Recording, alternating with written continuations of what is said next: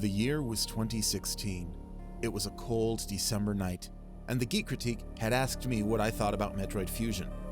At the time, I said it was an insult, not just to the franchise's roots, not just to the fans, but to game design in general and to me personally.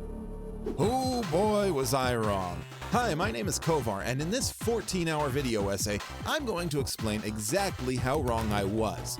To begin with, what the hell do you think you're doing, man? Don't you remember what happened last time? Give me that! Never again! Whew, sorry about that, everyone.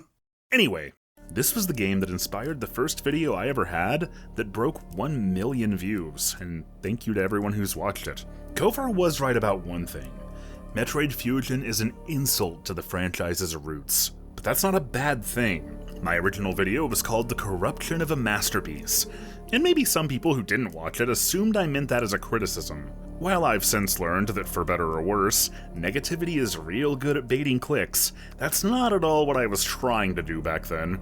I mean, as tiny as this channel was, the thought that YouTube would recommend it at all was the furthest thing from my mind. In terms of video game history, the gap between the mid-90s and the early 2000s was immeasurable. The difference between what games were and what they had become was almost unrecognizable. In 2002, when it was just 8 years old, Super Metroid was already a beloved relic of a bygone era. It was already most of the way to becoming a legend. To follow up a game like that, to stake Samus's return on something that so brazenly rejected the series' conventions, shows ridiculous fortitude on the part of the developers. But enough about Metroid Prime. Seriously. The safe move would have been to make a game like Super Metroid. What we got instead is almost the anti-Super Metroid, a game that, in a lot of ways, is as far away from Super Metroid as you can get, while still being Metroid. And the best part is, Fusion's game design, themes, and story all work together to reinforce and support that intention. The story of the game matches the story within it. Metroid Fusion is trying to carve out its own place in history, trying to stand up to the legend of Super Metroid. Within the game, Samus is pursued by the corrupted shadow of herself at the peak of her power, exactly as she was during Super Metroid. God, I love video games. Anyway, I don't play it much. Heck, I don't think I've played through it more than once or twice since that original video. Yeah, look, Metroid Fusion would have been the perfect first Metroid game for me.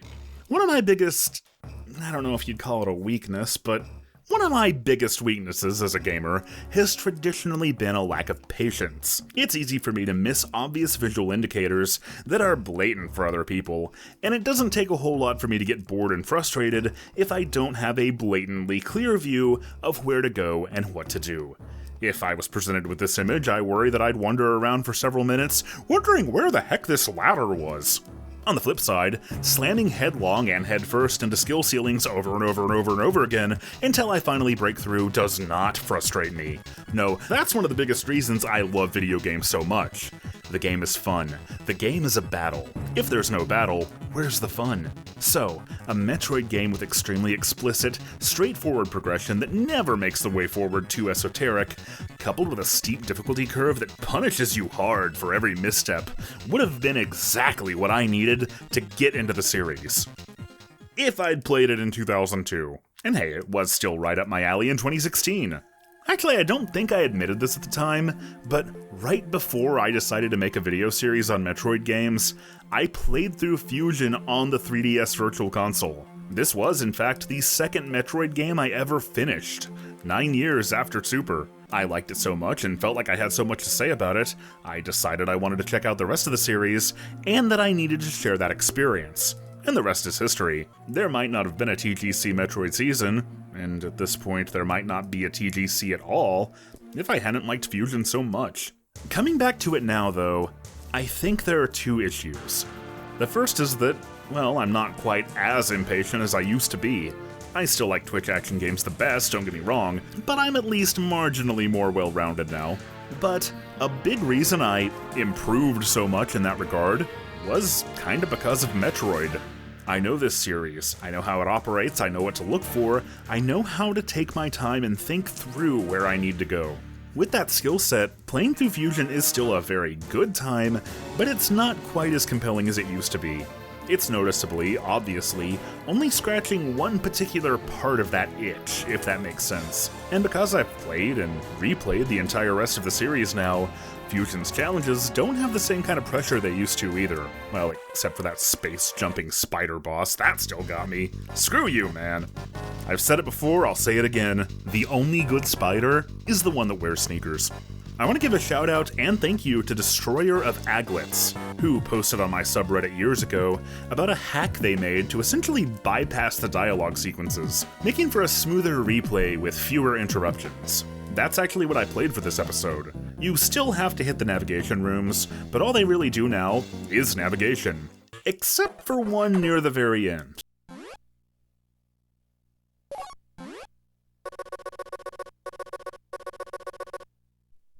This is the version I decided to go with for this reappraising retrospective. And you know, taking nothing away from Aglets, but having gone through it, I think I actually want to have the story there too. Yeah, I don't know who I am anymore either. It's just, compared to other 2D Metroid games, Fusion actually isn't as replayable. You can't change the order you get upgrades. You can't skip upgrades. And aside from that one Easter egg that doesn't actually even let you, you definitely can't break sequence. It's just a straight linear shot through the exact same things in the exact same order. My first time through in 2016, I thought the SAX encounters were tense and terrifying, a standout example of light horror on a handheld. And I'm not saying I don't still think that, but on a replay, you notice how rote and predictable the SAX is, how there's absolutely no room for player expression. These encounters are incredibly well paced throughout the game, and they're thrilling that first time, but once you see the trick, you see there's only one correct move. And if you deviate from it, you can't escape or fight back. The SAX just kills you. Despite that, it had been long enough since my last playthrough that those few times the game actually does go off the rails a bit tripped me up worse than ever. Like, right here, you need to get to that console, but the shutter is down. The flashy switch and missile upgrade caught my attention, but if you go too far that way, you can't get back without redoing an ice missile platforming course. This led to me just kinda running in circles for 10 minutes, before I finally noticed this open hatch on the other side of the corridor. How was I supposed to know I'd need to crawl through a Jeffries tube? No, that one's not in here. Fusion has a handful of quote-unquote puzzles like this, and some of them are even more ridiculous. And like, it's not really a big deal. I just noticed a slight lack of finesse as the team sort of experiments with more direct guidance. And that's fine. I still think Fusion emphasizes the best aspects allowed by that more straightforward structure. Most of my absolute favorite games prioritize replay value, but a game doesn't have to work like that for me to love it. But the next time I decide to replay Fusion, whatever that might be, the story does need to be a part of that. I guess the game just felt a little too rote without it. I definitely don't agree with 2016 Kovar. That guy, well, he was a literal caricature. We played that up on purpose, and the joke didn't land.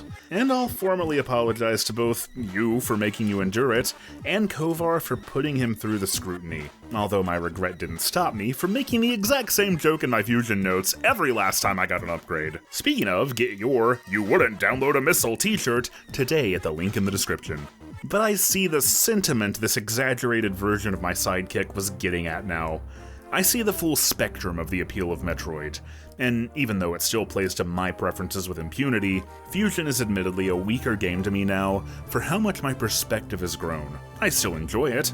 I still absolutely respect it for being such a distinct break from the series map, and I still highly recommend playing it. But Samus isn't the same person she used to be, and neither am I.